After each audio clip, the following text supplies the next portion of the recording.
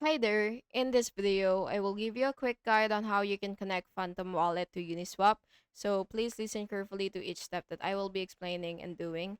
And once you're here, you will make sure, of course, that you have a Phantom Wallet installed and funded. And this allows you to trade tokens securely on Uniswap using your Phantom Wallet.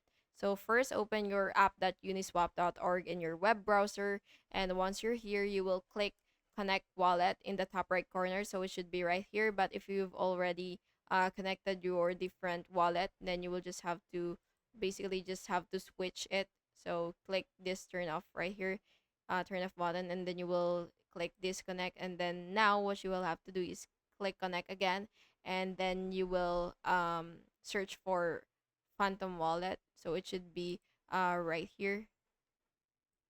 So once you see your Phantom Wallet is, you will just have to select that, and then if prompted, you will just have to approve the connection in your Phantom extension or mobile app, and then you will enter your wallet password or biometric authentication if required.